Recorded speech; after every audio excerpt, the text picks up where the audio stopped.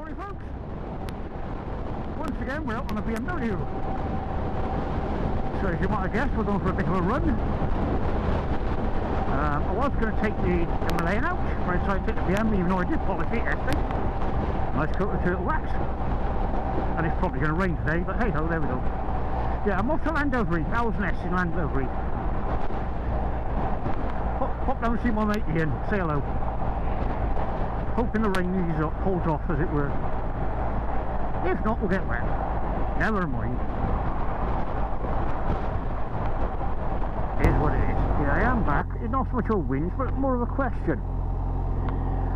What bright spark came up with the idea of doing this splash and dash? Think about it. Along comes your local council or whoever does the roads for us. They lay wet tarmac and pour loose gravel on top. That's it. They don't compact it down with a road roller like should be done so it's nice and safe. They leave it. So if you notice this slightly darker patch to the left hand side of my bike, that is all loose gravel.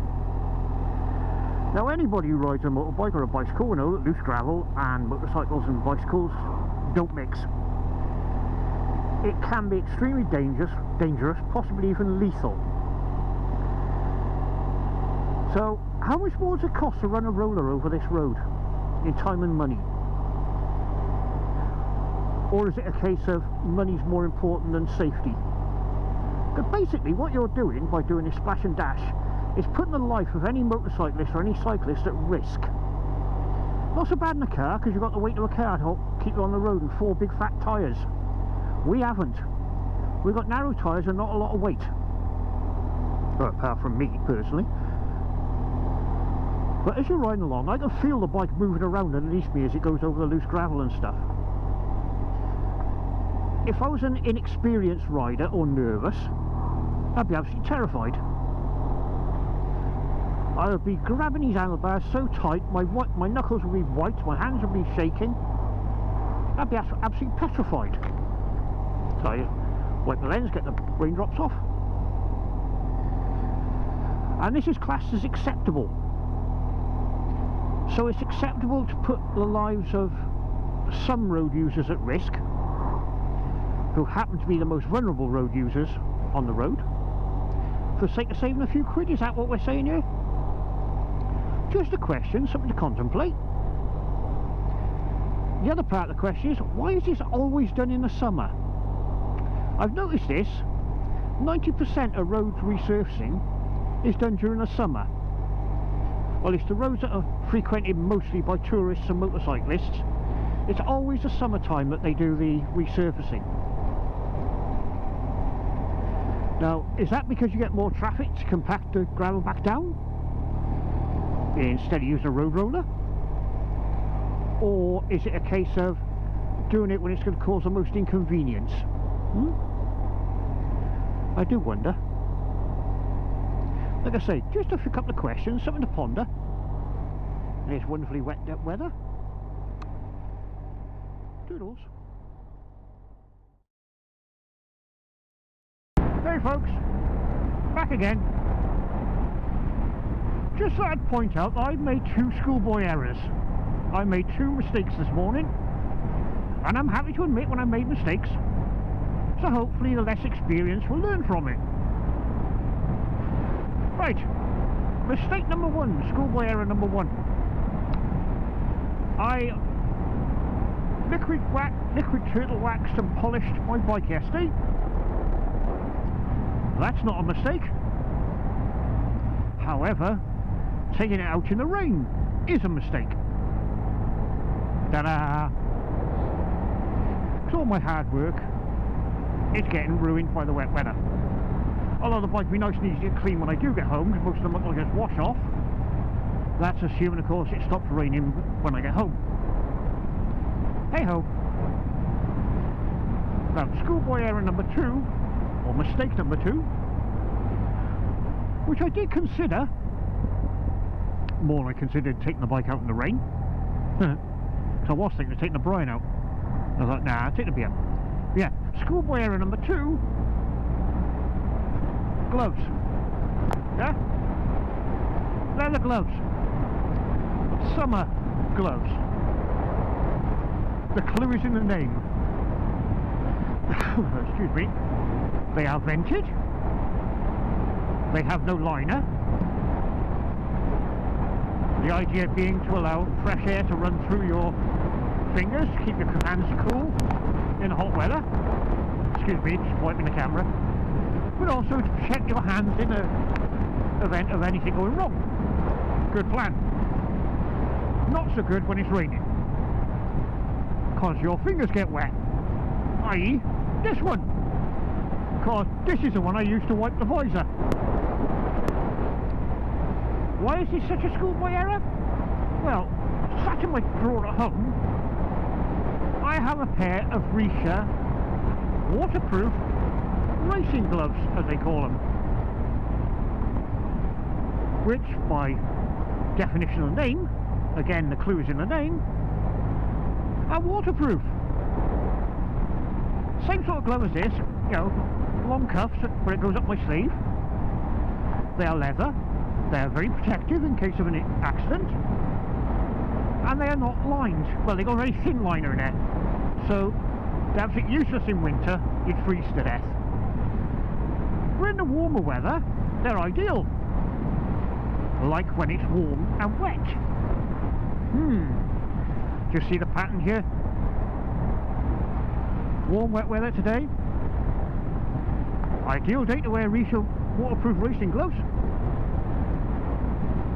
And what am I wearing? Can't remember the name of the brand. Summer race gloves. Yeah. Every day's a school day, folks. And here endeth the lesson. Yeah, we're back again. Now this bit should just be filming nice roads. I'll chuck some music on that I can find, so I'll shut up for a bit and let you all have a bit of peace and quiet and enjoy the scenery.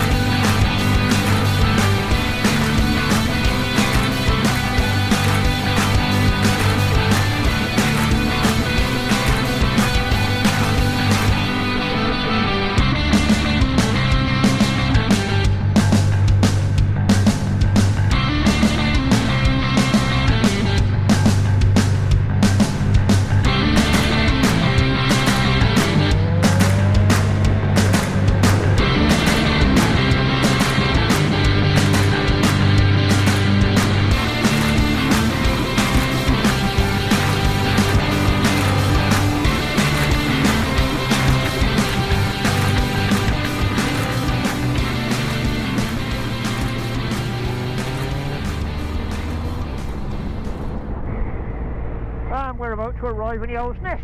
Time for a brew. If you've not been here before, it's a very biker friendly place. Very, very popular on weekends, especially in the warmer weather. It's only a small kitchen and limited number of staff, so you may have to wait a while for your food. It is worth it, but please be patient. And sometimes you have to shut the kitchen down for everything to catch up. Otherwise you end up with cold tea or coffee, whatever, which is never good. But yeah, a little bit of patience, it's well worth it. And here we are. And believe me, in the summer, this car park is rammed solid. Opens at 10:30 during the week and 10 o'clock on weekends, if I remember correctly. But please do check the website for opening times, etc, etc. In the meantime, sod off because I want to brew. Toodles! We're just about to leave Llandovery. And I'm stuck behind an Arctic carrying a big road roller. Maybe they're going up to sort out the gravel that they left up by Brecon, who knows. So whether or not I get past this guy or not, I don't know.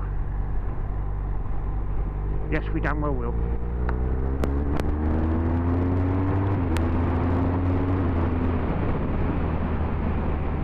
Woo-ha! I did not fancy sitting behind him all the way through. As quick as those lorries go, I do not want to be sat behind him up here. Oh well, stuck behind a tractor instead. Never mind.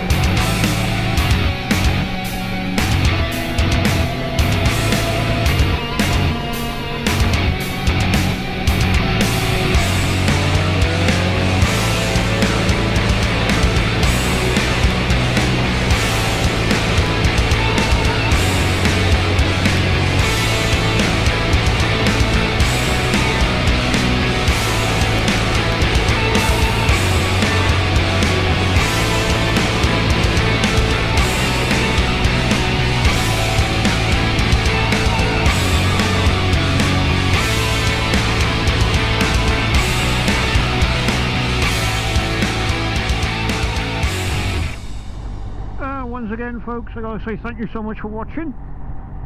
Hope you enjoyed my little video. All the usual, if you're not a subscriber, please consider subscribing, hit the bell icon for notifications. If you are a subscriber, thank you so much for coming back. Like, share, comment, all the usual, please do. All helps build the channel on the algorithms.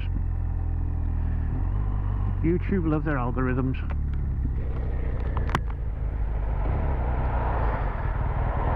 And while I'm stuck here in the traffic, more roadworks, never mind. I will say, again, thank you so much for watching. Be safe, ride safe and have fun. Toodles!